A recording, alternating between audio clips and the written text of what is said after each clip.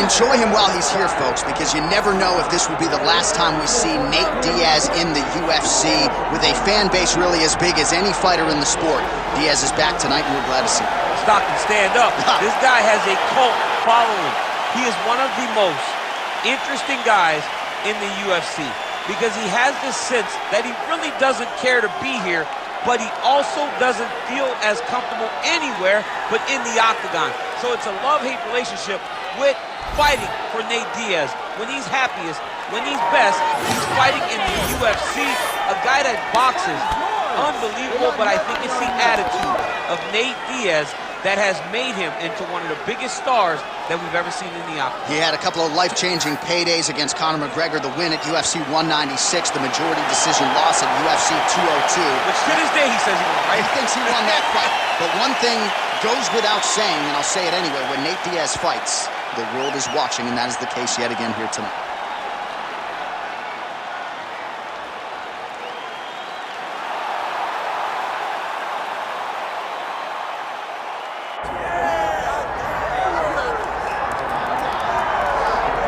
All right, so here he is, one of the best lightweights in the world, Dustin Poirier, putting that status on the line yet again here tonight. Great frame for this lightweight division. It's amazing to think he had as much success at featherweight as he did. Long arms, good footwork, nice submissions as well. This is truly a five-tool play. Yes, he's one of the best fighters in the lightweight division, and it shows every time he steps foot in the octagon.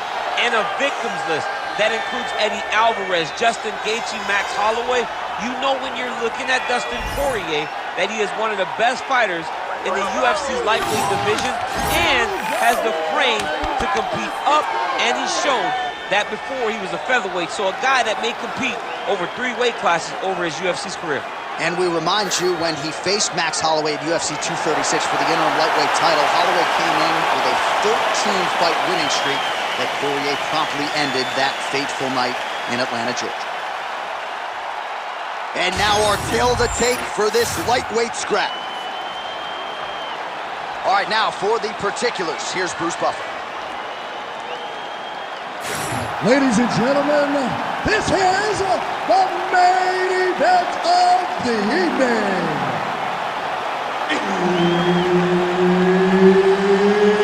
It's time!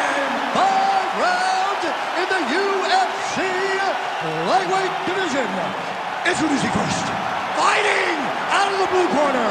Ladies and gentlemen, he is an Ultimate Fighter season winner, Nate Diaz! And now introducing his opponent, fighting out of the red corner, Dustin the Diamond Poirier! Herb Dean, our referee for this one. Ready.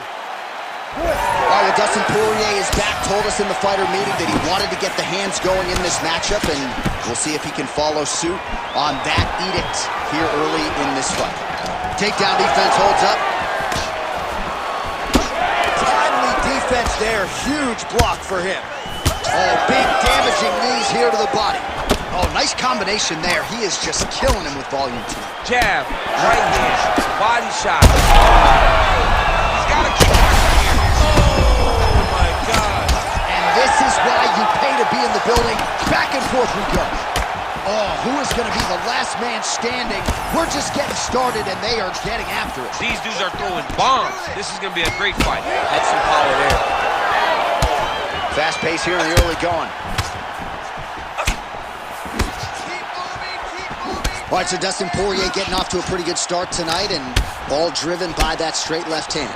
Yeah, you know, Dustin Poirier is a right-handed guy, so he's pawing at you with the right jab, and then boom, he drops that right hand. We have seen him put some of the best fighters in the world on their back with that straight left hand.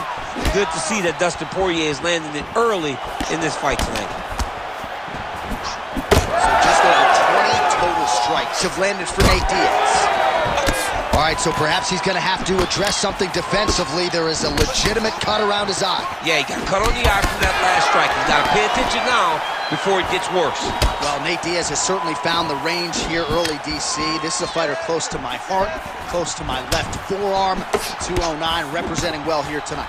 All right, mixing up the leg kicks nicely, and that thigh starting to show some visible signs of bruising now. You know, you can't even worry about what that high leg kick does now. You have to worry about the dividends that it will pay as we go forward in this fight. Well, he continues to manage distance beautifully and take advantage of that edge and reach. All right, seems as though his sole focus is attacking that cut, and man, it's getting bad now. A lot of blood flowing. Yeah, as it should be, right? He should be focused on getting to that cut, making his opponent pay. He did the work. He opened up the cut. Now it's on him to continue on the path and make the ringside position, come in here and try to stop this fight. Oh, nice. Diaz is cut above the eye now from that strike, so we'll see how the fighter deals with that definite adversity now. Well, he is at his kickboxing best tonight. Another nice, good series of kicks by him there. I mean, just a nasty leg kick. That one hurt. That's hard to watch. I mean, he is throwing those kicks with evil intent. He is trying to break his leg with every single kick.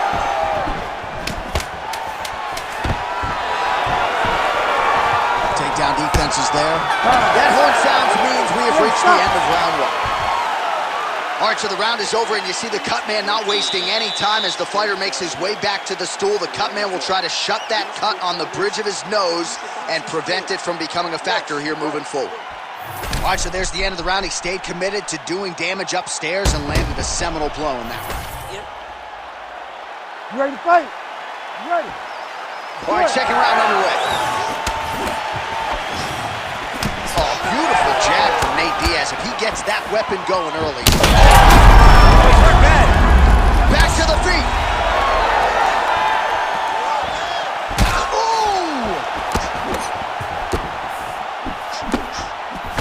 Oh, left hook to the head, it's blocked. Starting to do some really significant damage to the body here. Another strike lands there.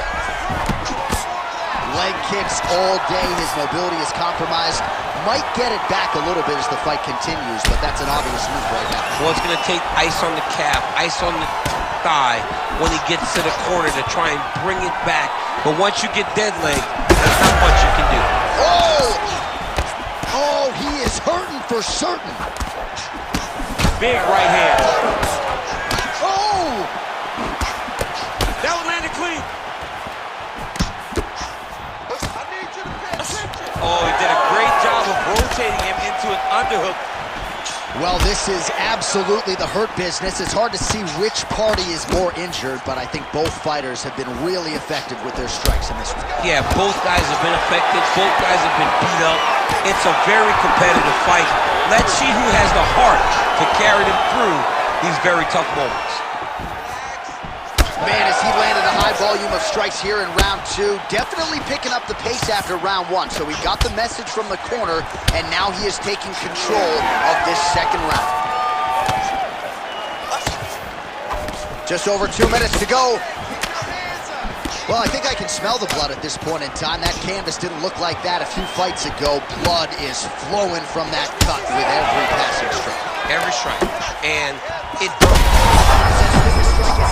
thus far tonight. Big, massive shot lands. Look at how tough his opponent is, though. Still standing, still in their fight. Oh, nice body shot. Well, that'll quiet the storm. Shot blocked by Diaz. Well, he rocked. Another one.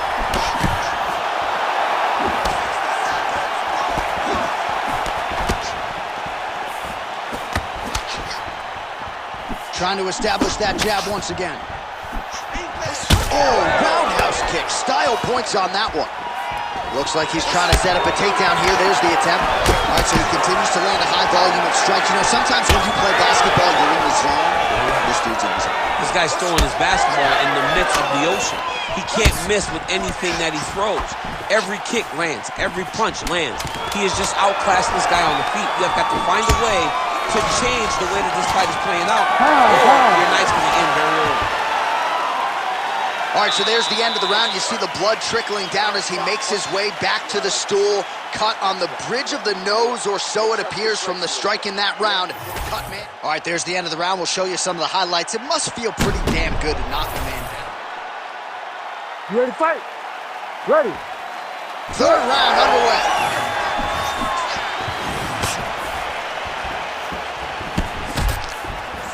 Well, one got through. That kick was blocked.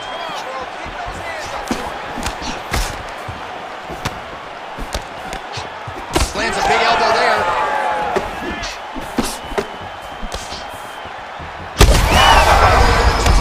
To the target. Let's see if his opponent can survive. I cannot believe he is still standing after taking that punch. He hurt it bad. Oh, look at that. There's the kick, it's blocked. Well, just as he did in the previous round, he continues to connect on a high volume of strikes. And a good sign, too, doesn't seem to be slowing down whatsoever. Diaz is taking aim at that cut right now. A strong decision by him to land strikes on an area that he has already done significant damage on. 82 total strikes have already landed for Nate Diaz. Well done. Now his opponent's really on the ropes. His opponent. Oh my goodness! I mean, you gotta be kidding me with that knockout. If that is not the #1 play on SportsCenter tonight, I'm not sure what would top it. One of the best knockouts we've seen all year. In a very long time. I have not seen someone look this good. He promised us something and he delivered with that beautiful knockout.